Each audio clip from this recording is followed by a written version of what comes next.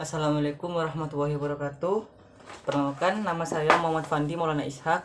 Saya dari Prodi IPS. Di sini saya akan menjelaskan tentang imajinasi tentang fase dan tugas perkembangan. Yang pertama di sini ada fase perkembangan manusia sepanjang rentang kehidupan. Fase perkembangan menurut teori Piaget, teori perkembangan sosial emosional Erikson, implikasi fase perkembangan dalam konteks pendidikan. Jadi di sini saya akan membahas yang pertama terlebih dahulu, itu tentang fase perkembangan manusia sepanjang rentang kehidupan. Nah, ada fase-fase sebagai berikut. Yang pertama ada bayi dan balita. Umur 0 tahun sampai 2 tahun. Fase ini ditandai oleh perkembangan fisik yang cepat seperti pertumbuhan berat badan dan panjang tubuh. Selanjutnya usia prasekolah 3 sampai 5 tahun. Kemampuan bahasa dan komunikasi semakin berkembang, termasuk kemampuan berbicara dengan frasa dan kalimat. Yang ketiga ada usia sekolah awal dari 6 sampai 12 tahun. Perkembangan kognitif terus berlanjut dengan peningkatan kemampuan berpikir abstrak dan pemecahan masalah. Yang keempat ada remaja 13 sampai 19 tahun. Nah, fase ini ditandai oleh perubahan fisik besar seperti pertumbuhan tubuh dan perkembangan karakteristik seksual sekunder. Yang kelima ada dewasa awal 20 sampai 40 tahun. Nah, orang dewasa muda seringkali mengalami transisi signifikan seperti menyelesaikan pendidikan, memulai karir, dan membentuk keluarga atau menikah, seperti itu. Yang keenam ada dewasa pertengahan 41 sampai 65 tahun. Orang dewasa pertengahan menghadapi tantangan seperti mengatasi tenggat waktu karir dan menghadapi perubahan fisik yang terkait dengan usia. Yang ketujuh ada lansia 65 tahun ke atas. Perubahan fisik terkait usia menjadi lebih nyata seperti penurunan kekuatan otot dan kesehatan yang semakin rapuh.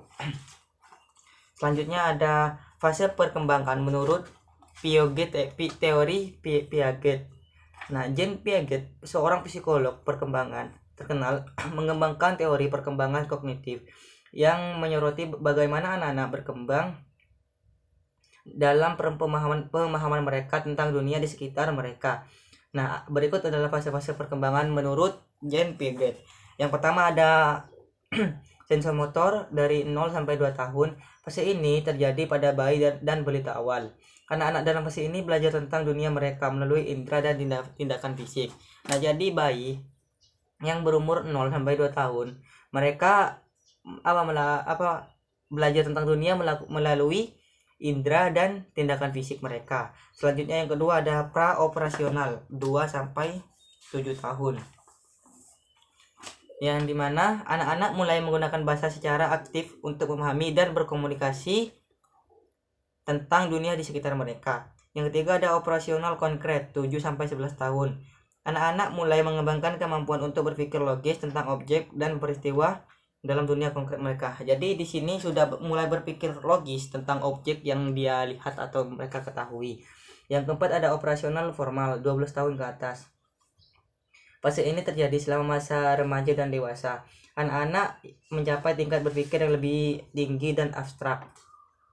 Selanjutnya ada teori perkembangan secara sosial emosional Erikson. Erikson, seorang psikolog perkembangan terkenal, mengembangkan teori perkembangan sosial, bahan-bahan perubahan yang terjadi dalam aspek kehidupan, yang terjadi dalam aspek sosial dan emosional sepanjang rentang kehidupan individu. Teori Erikson mengidentifikasi 8 tahapan perkembangan. Yang pertama ada kepercayaan vs ketidakpercayaan dari berumur 0 sampai 1 dan 5 tahun. Yang kedua ada otonomi vs malu dan ragu. Yang ketiga ada inisiatif vs rasa bersalah. Yang keempat ada usaha untuk kompetensi dan rendah diri. Yang kelima ada identitas vs bingung peran.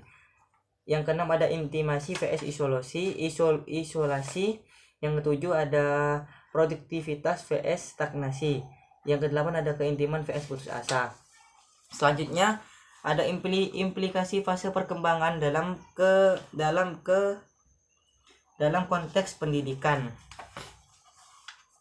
Nah, pemahaman mengenai fase-fase perkembangan baik dalam teori perkembangan kognitif maupun teori perkembangan sosial emosional Erikson memiliki implikasi yang signifikan dalam konteks pendidikan. Pendidik, guru, dan orang tua dapat menggunakan pemahaman ini untuk mendukung perkembangan anak secara holistik.